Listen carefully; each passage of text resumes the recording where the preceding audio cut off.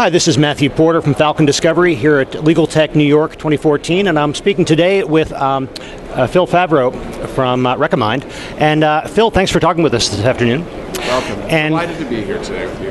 Great. And if you could just start by giving us a little bit about your background and about yourself and about Recomind. Sure. So, again, it's Phil Favro, and I joined Recomind a few weeks ago. And my background is as a practicing lawyer for many years as a business litigator, and I've been working in the e-discovery industry for a few years now.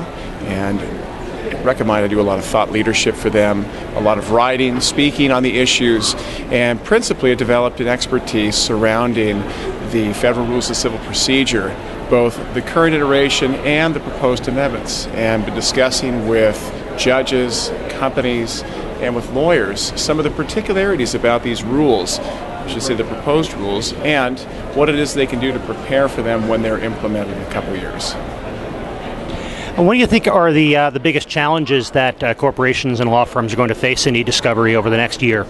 So we all know about the glut of information. There's a tremendous amount of information that's being generated, and the ways that that information is generated, right, they keep on expanding. All the social networks keep on growing.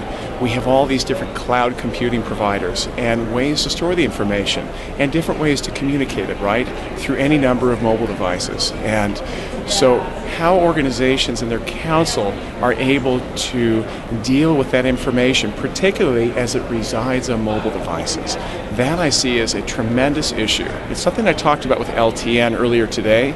It's something I talked about with Monica Bay back at the beginning of the year, the fact that companies and their counsel are struggling to deal with e-discovery on mobile devices, being able to pull the information in, being able to protect the information that belongs to the company that's on the device.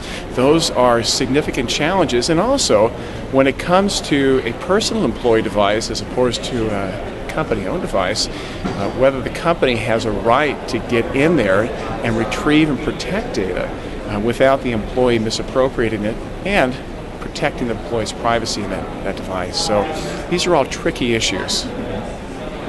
Do you see the issue of mobile devices in terms of the electronic discovery more of a technical issue and how to deal with these devices, or more of how do we approach with the technology and also with the legal rules that we have currently? I'd say it's a combination of both. And in particular, it's a legal issue because, okay, can we design policies and procedures that respect the employee's privacy but protect the employer's confidentiality in the information?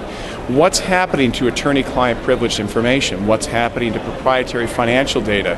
What's happening to other sensitive data? All of that is a question that we as lawyers have to consider and companies have to consider. There are technological solutions out there for those issues, but those I see are being a tremendous issue right now that companies and lawyers are having to deal with. The other big issue that's out there is predictive coding, meaning how is it that we are going to see more and more companies use predictive coding and more lawyers use it? You might say, well, why is that a problem, Phil? And I'd say, well, of course it's a problem. You've got Judge Walsh, who's out of the Central District of California. He's a federal magistrate there. He has come back and said recently in the American Bar Association's litigation journal, he said, look, the biggest problem I see in e-discovery is that I see lawyers using 20th century technology to try and address 21st century discovery issues. He said the days of trying to organize and categorize and review millions of pages of documents are done.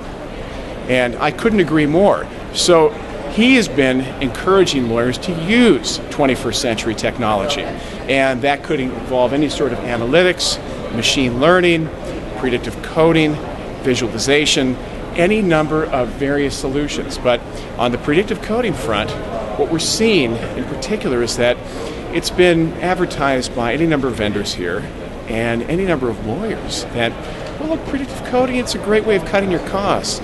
You can reduce your costs from X down to Y. But is that really getting to yes? Is that really getting the results you want? Or is it using predictive coding to really burrow down into these millions upon millions of pages and finding the nuggets you need to win your case? That's where I see the adoption rate increasing. companies and their counsel will adopt as they see that they can use the right predictive coding tools to get to that point. So if we can get lawyers to see that vision, then I think you're going to see more widespread adoption of predictive coding. So it sounds like the clients may have the initial interest in cost issues, but the lawyers are really going to be focused on what predictive coding can do in terms of their results, in terms of getting their jobs done.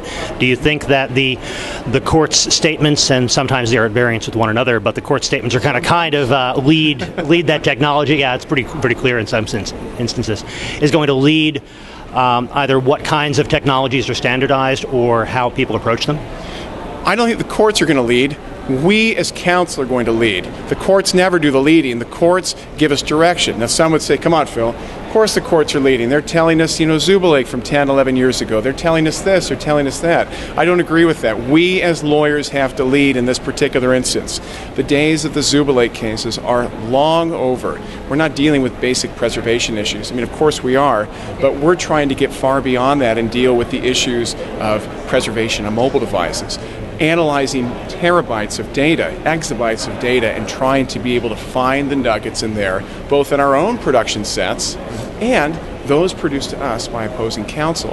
When you're given millions of pages of documents, are you just simply going to categorize them for manual review? Are you just simply going to hire an army of contract lawyers who know nothing about the case, who have no stake in the outcome of litigation?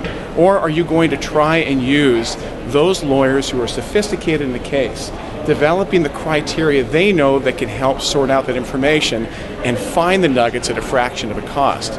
I say that is the way they're going to find a solution to the problems with discovery.